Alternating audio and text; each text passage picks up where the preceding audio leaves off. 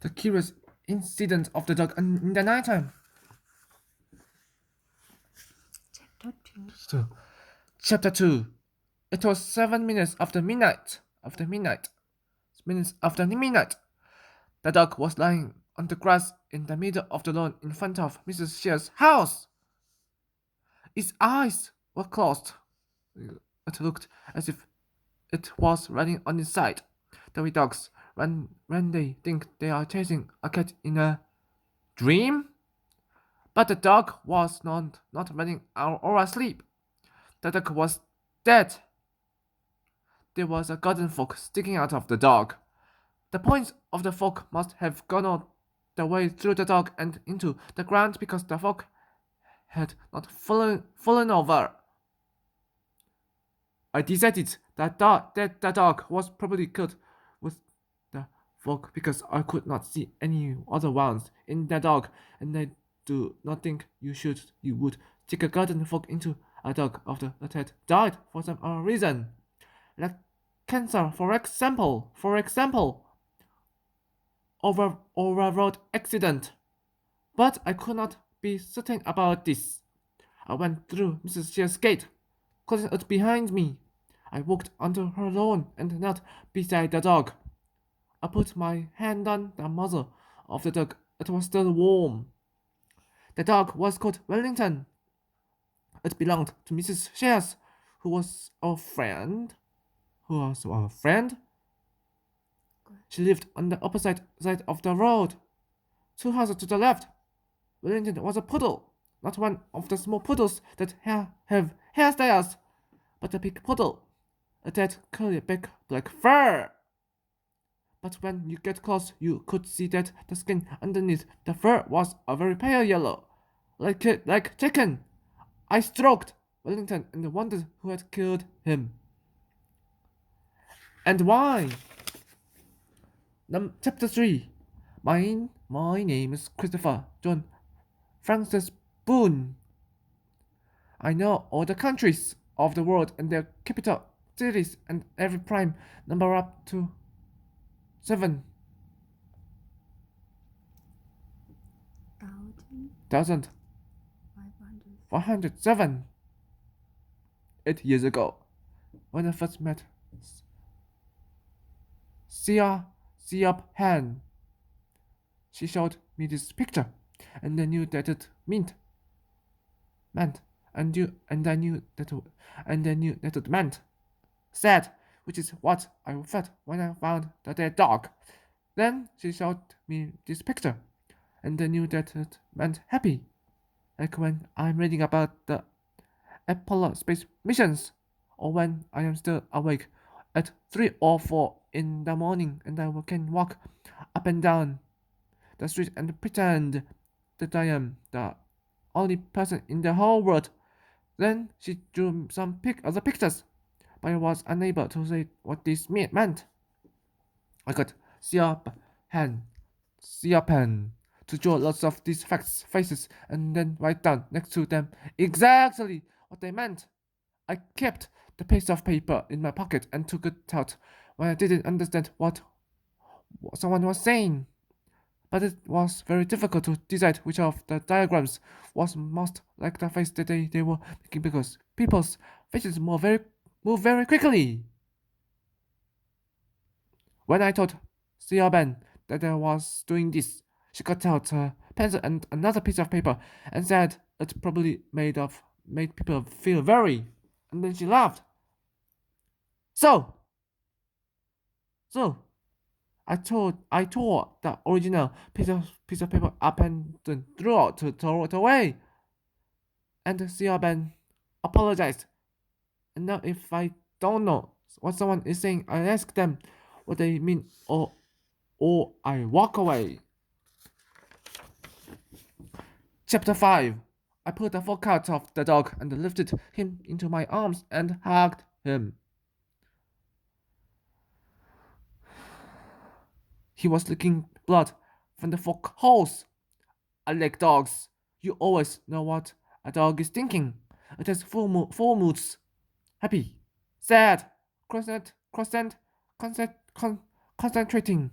Also, Dogs are faithful and they do not tell lies because they cannot talk. I had been hugging the dog for 4 minutes when I heard screaming. I looked up and saw Mrs. Shears running towards me from the patio. She was wearing pajamas and a house coat. Her toenails were painted bright pink and she had no shoes on. She was shouting, "What in fuck's name have you done to my dog?"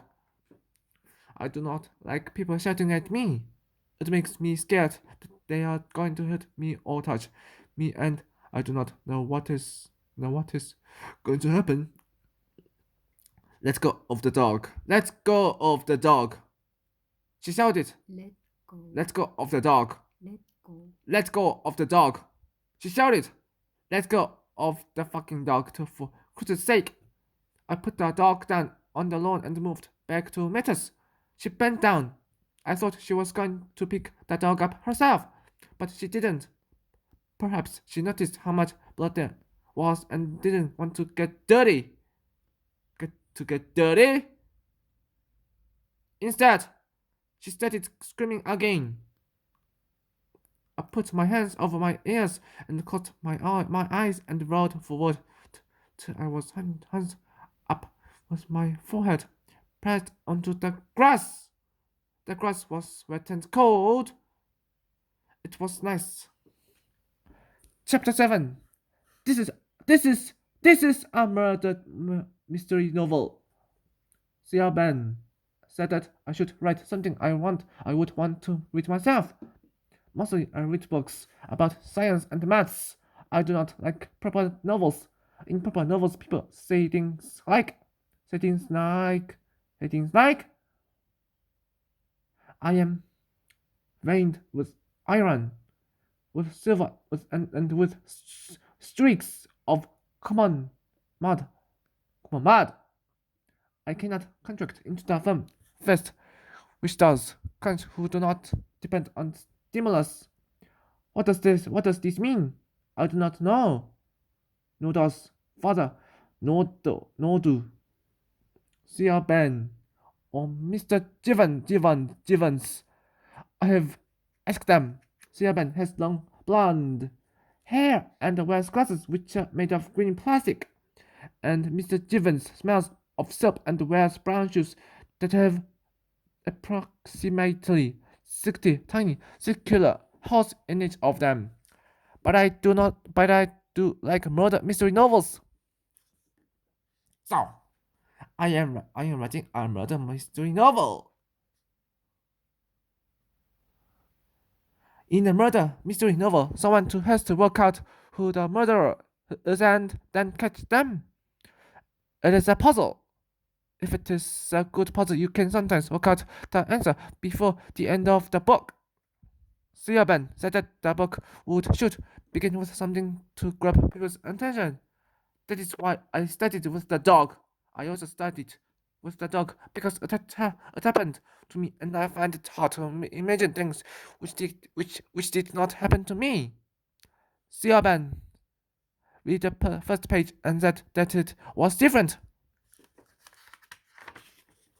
She put this word into inverted commas by making the wiggly quotation sign with her first and second fingers. She said that it was usually people who were killed in murder mystery novels. I said that 2 dogs were killed in the hand of the Baskervilles. The hound itself and James Mortimer's spaniel. But Siaban said they weren't the victims of the murder. Sir Charles Baskerville was. She said that this was because readers cared more about people than dogs. So, if a person was killed in the book's readers would want to carry on reading. I said that I wanted to write about something real and I knew people who had died, but I did not know any people who had been killed. Except Eldred's father from school, Mr. Paulson, and that was a gliding accident, not murder, and I didn't really know him.